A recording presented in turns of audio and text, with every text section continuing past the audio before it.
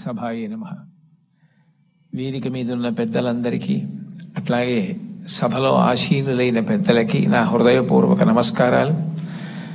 పిల్లలందరికీ కూడా నా హృదయపూర్వక ఆశీర్వచనాలు. నాకు ఈ కర్తవ్యాన్ని అప్పచెప్పినప్పుడు గౌరవ ముఖ్యమంత్రి గారు నాతో మాట్లాడుతూ ఒక మాట అన్నారు. నైతికత అన్నది కుటుంబంలో ప్రారంభం కావాలి. తల్లి మాట వినడం, తండ్రి మాట వినడం, అన్నదమ్ముల్ని ప్రేమించడం ప్రారంభమైతే సమాజాన్నంతటినీ ప్రేమించడం తనంత తానుగా అలవాటవుతుంది. ఇవాళ కుటుంబాలలో విలువలు తగ్గిపోతున్నాయి. కుటుంబ సభ్యుల మధ్య ప్రేమ, అవగాహన తగ్గిపోతున్నాయి. కాబట్టి మీరు విద్యార్థులను ఉద్దేశించి ప్రసంగాలు చేసిన, ఆధ్యాత్మిక ప్రవచనాలు చేసిన ఈ విషయాన్ని దృష్టిలో పెట్టుకుని కుటుంబ విలువలు పెరగడానికి దోహదపడేటట్టుగా మీ ప్రసంగాలు చేయవలసింది అని కోరారు.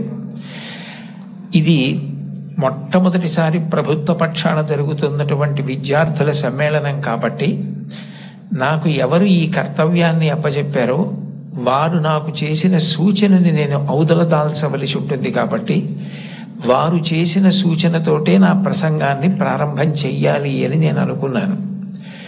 కుటుంబం అనేది భగవంతుడు మనకిచ్చిన గొప్ప వరం.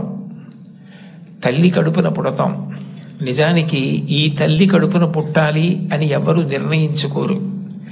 అమ్మ కడుపులో కటిక చీకట్లో తల కిందకి కాళ్ళు పైకి పెట్టి 9 నెలలు పెరిగిన తరువాత తాను విసర్జించిన మలమూత్రములలోంచి పుట్టినటువంటి క్రిమికీటకములే కోమలమైన తన శరీరాన్ని కొరుకుతుంటే బాధపడలేక చిట్ట చివరికి ప్రసవమై తల్లి కడుపులోంచి బయటికి వచ్చినటువంటి శిశువు ఒక్కసారి 6 అడుగుల ఎత్తు ఉన్నటువంటి పెద్ద పెద్ద ఆకారాలు, దీపాలు, కాంతి, దానికి తోడు మాటలు ఇవన్నీ వినపడి శరీరావయవములు పనిచేయడం ఆగిపోయి మూత్రపిండాలు, గుండె మొదలైనటువంటివి కూడా ఆగిపోయే పరిస్థితి ఏర్పడితే అప్పుడు అమ్మ తొలి దైవమై ఆమె యొక్క స్తనము నుండి కోలోస్ట్రం అనబడేటటువంటి పసుపు పచ్చటి ఎరుపు రంగులో ఉన్న ముద్ద, ఒక ద్రవం విడుదలవుతుంది. అది భగవంతుడు పెట్టినటువంటి ఒక గొప్ప వ్యవస్థ. ఏమీ తెలియనటువంటి పసిపిల్లవాడు అంత భయానక స్థితిలో అటువంటి ఆకారాలు, వెలుతురు చూసి భీతిల్లిపోతే లోపల ఉన్నటువంటి మలం గడ్డ కట్టేసి నల్లగా అయిపోయి, బ్లాక్ స్టూల్ అంటారట దాన్ని, నల్లగా అయిపోయి ఆ మలాన్ని విసర్జించడం చేతకాక హృదయ స్పందన కూడా ఆగిపోయే స్థితి ఏర్పడితే అప్పుడు పిల్లవాడికి గొప్ప స్వాంతన కలిగి కే మొదలైనటువంటి విటమిన్లతో కూడుకుని మళ్ళీ లోపల ఉన్న ప్రధానమైన అవయవాలన్నీ పనిచేసి గడ్డ కట్టినటువంటి మలం బయటికి వెళ్ళిపోయేటట్టుగా చేయగలిగిన శక్తి కలిగిన కోలోస్ట్రం అమ్మ యొక్క స్తనం నుంచి విడుదలవుతోంది. ఈ మాటలు నేను చెప్పట్లేదు. చాలా ప్రఖ్యాతమైనటువంటి ఒక గైనకాలజిస్ట్, ఒక డాక్టర్ గారు, రామాంజనేయులు గారని, వారు ఒక పుస్తకం రాశారు. ఆ పుస్తకం ఇంగ్లీష్లో ఉంది, మాతృదేవో భవ అని. ఆ పుస్తకంలో ఆయన వైద్య శాస్త్రాన్ని స్త్రీకి అన్వయం చేసి అసలు స్త్రీ అన్న ప్రాణి లేకపోతే ఈ సృష్టి లేదు, ఒకవేళ సృష్టి జరిగినా నిలబడే అవకాశం లేదు. తండ్రి కోట్లకు పడగలెత్తినవాడు కావచ్చు, గొప్ప అధికారి కావచ్చు, కానీ పుట్టినటువంటి పసిబిడ్డ ఆకలితో ఏడుస్తుంటే ఆ పసిబిడ్డకి పాలు పట్టగలిగినటువంటి శక్తి అమ్మకొక్కదానికే ఉంటుంది. నేను ఈ బిడ్డని రక్షించుకోవాలి అన్న తాపత్రయం, ఆ తిరుగులేని ప్రేమ అమ్మకి మాత్రమే ఉంటుంది. అది కేవలం మనిషిలో కాదు. మీరు ఏ ప్రాణిని తీసుకోండి, కోడి గ్రద్దని చూస్తే హడిలిపోతుంది. అట్లాంటి కోడి తన గుడ్లని పొదిగి పిల్లల్ని చేసిన తరువాత ఆ పిల్లలు కొంచెం దూరం వెళ్ళి ఏదైనా తింటుంటే ఎక్కడ గ్రద్ద వచ్చి పిల్లల్ని తన్నుకుపోతుందో అని మెడ ఎత్తిపెట్టి ఆకాశం వంక చూస్తూ కొక్కొక్కొక్కొక్కొక్కొక్కొ అంటూ, ఒకవేళ గ్రద్ద వస్తే 2 రెక్కలు ఎత్తిపెట్టి పిల్లలన్నింటినీ రెక్కల కిందకి తెచ్చేసుకుని రెక్కలు ముడిచేసి కంఠం ఎత్తిపెట్టి ముందు నా కంఠాన్ని కోసేసి అప్పుడు నా పిల్లల్ని చెనకు అని గ్రద్దకి ఎదురు తిరుగుతుంది. ఒక కోడికి ఎవరు నేర్పారు తన పిల్లల్ని కాపాడుకోమని? స్త్రీ ప్రాణి, కోడి పుంజుకు లేదు ఈ లక్షణం, కోడి పెట్టకుంది ఈ లక్షణం, ఆడ కుక్కకుంది ఈ లక్షణం, ఆడ పందికుంది ఈ లక్షణం.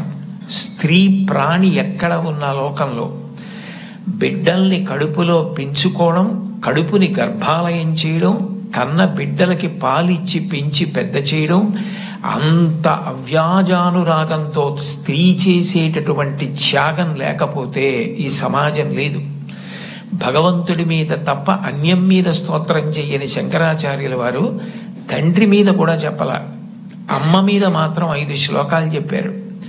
5 శ్లోకాల్లో ఒక శ్లోకంలో అంటారు, ఆస్తాం తావదీయం ప్రసూతి సమయే దుర్వార శూలవ్యధ నైరుచ్యం తనుశోషణం మలమయీ శయ్యాచ సంవత్సరి ఏకస్యాపి నగర్భభారణ భర క్లేశస్య యస్య క్షమః దాతుం నిష్కృతి ఉన్నతోపి తనయత్తస్యై జనన్యై నమః అంటారు.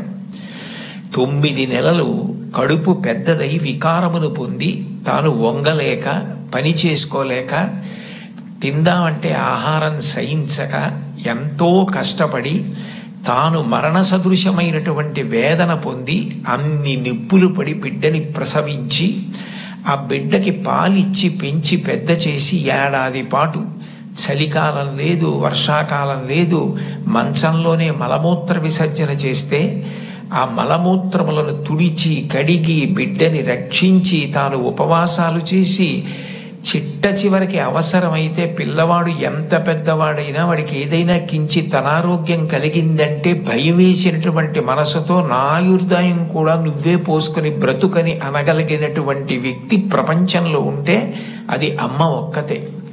అందుకే అమ్మ లాంటి ప్రాణి లోకంలో లేదు.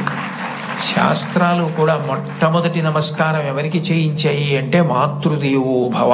మాతృదేవో భవ అంటే భగవంతుడు అమ్మ రూపంలో ఉన్నాడు అని కాదు దాని అర్థం. అమ్మయే భగవంతుడై ఉన్నది, భగవతి అమ్మ. అమ్మ భగవంతుడు రెండు కాదు.